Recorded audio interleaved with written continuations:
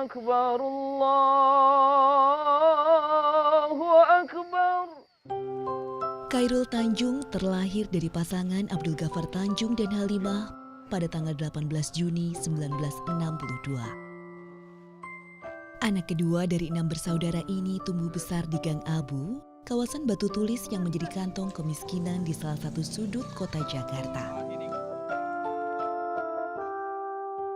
Dibatasi dengan dinding-dinding sempit inilah 8 orang keluarga Khairul berdesakan. Ia juga harus berbagi ruang hidup dengan para tetangganya.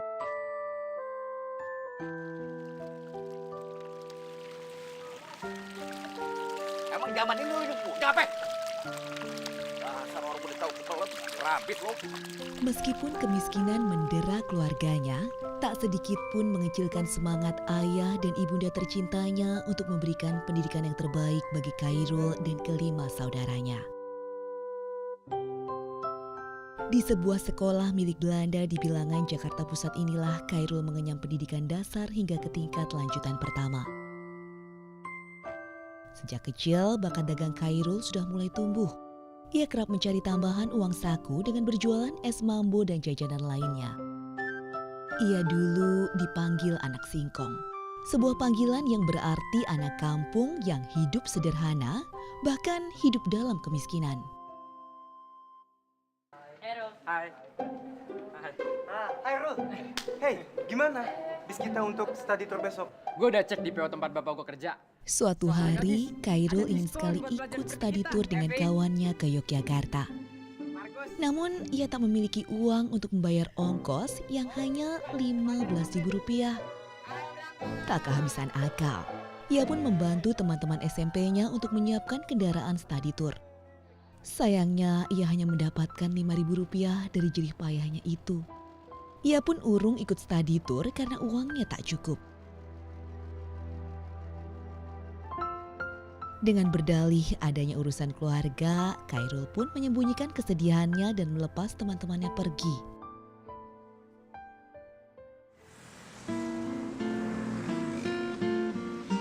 Selepas masa SMP, karena desakan ekonomi, Khairul tak lagi bisa bersekolah di sekolah swasta. Khairul memilih mengenyam pendidikan lanjutannya di SMA Negeri 1 Budi Utomo, Jakarta. Inilah sekolah yang menyimpan kenangan masa remaja yang sangat indah. Kenangan yang ia simpan dalam-dalam hingga sekarang. Tak jarang ia menghelat acara temu alumni. Tak hanya untuk sekedar melepas kangen atau silaturahmi, tapi juga menghimpun potensi alumni Budut untuk bakti pada negeri. Tentu ia tak pernah melupakan pahlawan tanpa tanda jasanya. Dalam sebuah kesempatan bersua dengan guru tercinta, ia mengungkapkan rasa syukur dan terima kasihnya pada guru yang telah membimbingnya.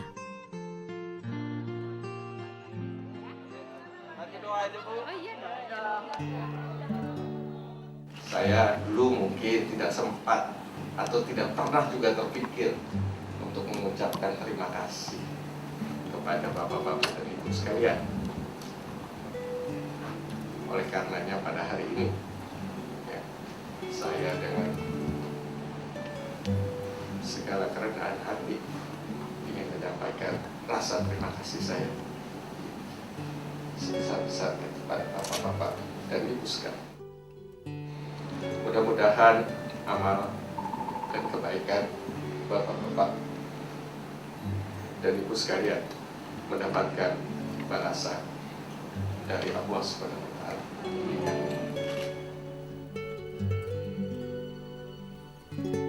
Usai lepas SMA, lagi-lagi himpitan ekonomi terasa kian menyesakan dada. Biaya kuliah dalam setahun 75.000. Harus dibayar dalam minggu ini. Tenang ya Yul, beberapa hari ini nanti ibu kasih uangnya.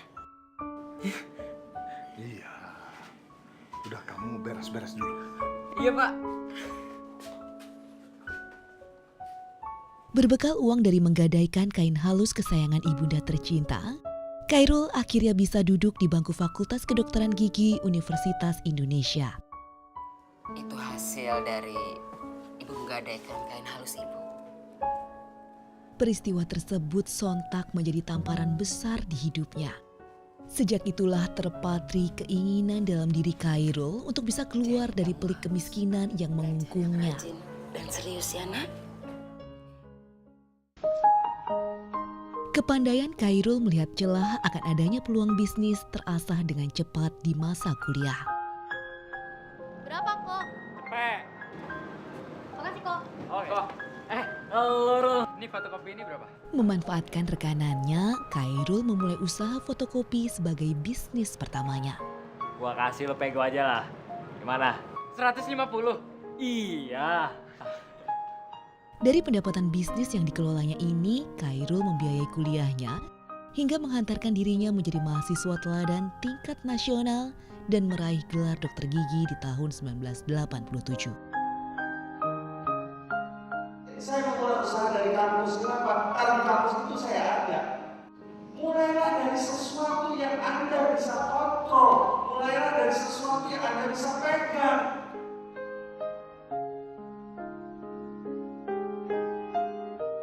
Alih-alih menjalankan profesinya sebagai seorang dokter, Khairul Tanjung memilih untuk menekuni dunia bisnis. Insting bisnis yang kuat menuntun dirinya merintis sebuah pabrik sepatu. Setelah 3 bulan terlunta-lunta dalam ketidakpastian, bisnis alas kaki miliknya ini mampu menggerakkan roda perekonomian dan berkembang pesat. Tahun 1994, Khairul memilih untuk meninggalkan rekanan dan industri yang tengah digelutinya itu. Khairul Tanjung melangkah pasti seorang diri merintis impiannya menjadi pengusaha yang sukses dan mandiri.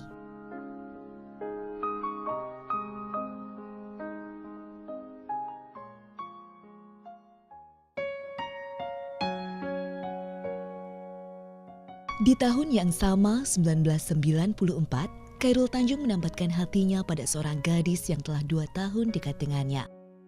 Dialah Anita Ratnasari, seorang biduan cantik adik kelasnya semasa kuliah. Latar belakang keluarga yang berbeda membuat rumah tangga yang dijalani Khairul bersama Anita terasa berwarna. Peran Anita sebagai seorang istri begitu besar dalam mendorong keberhasilan Khairul. Tak pernah sedikit pun Anita mengeluh akan kebiasaan Khairul yang kerap tenggelam dalam pekerjaannya.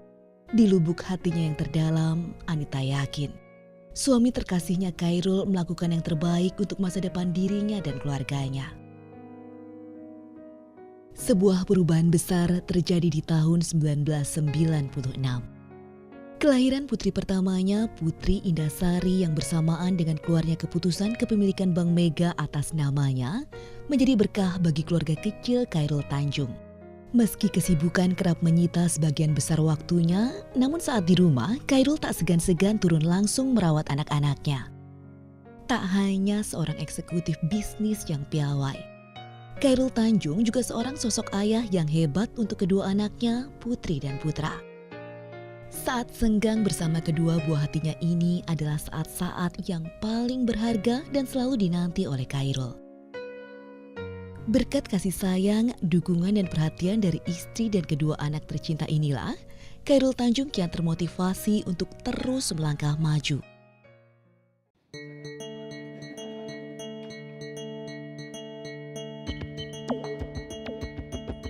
Semangat selalu menyala-nyala.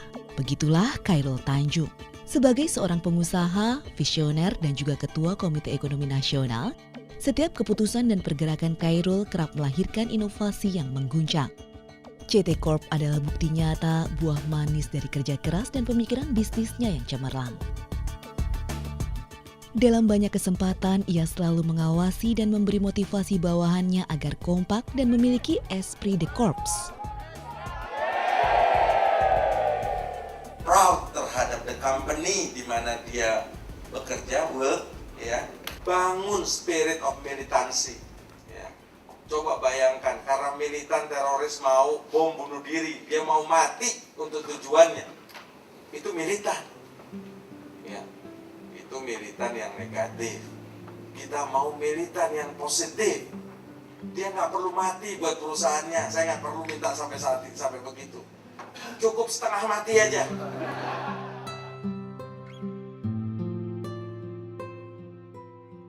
Tak sekedar berorientasi pada keuntungan semata. Keputusan demi keputusan yang dibuat Khairul didasarkan pada cita-cita besarnya membentuk Indonesia baru menuju ke arah yang lebih baik. Kita siap untuk menyongsong masa depan yang lebih baik. Yang kedua, jangan lupa, kita melakukan kontribusi yang besar untuk bangsa ini. Tak ayal di penghujung tahun 2011, Globe Asia menobatkan Khairul Tanjung sebagai Man of the Year. 30 tahun sudah Khairul bergelut di dunia bisnis. Kerja keras dan konsistensinya berhasil mengembangkan payung CT Corp sehingga mampu memberikan lapangan pekerjaan bagi 75.000 jiwa. Namun Khairul tak akan pernah lupa dari mana dirinya berasal. Ia membangun CT Foundation, sebuah yayasan yang menampung dan mendidik anak-anak kurang mampu namun memiliki potensi. Kepeduliannya ini semata-mata ditujukan untuk mengentaskan mereka dari belenggu kemiskinan. Satu hal yang Khairul selalu ingat, kesuksesan yang diraihnya ini tak terlepas dari doa dan dukungan sang ibunda terkasih Halimah. Dari Halimahlah Khairul belajar arti sebuah perjuangan hidup. Dari Halimah jua Khairul membangun mimpinya. Baginya, ibu adalah permata yang selalu ia simpan di lubuk terdalam hatinya. Setiap doa dan langkahnya, ia persembahkan bakti yang paling tulus untuk ibunda tercinta.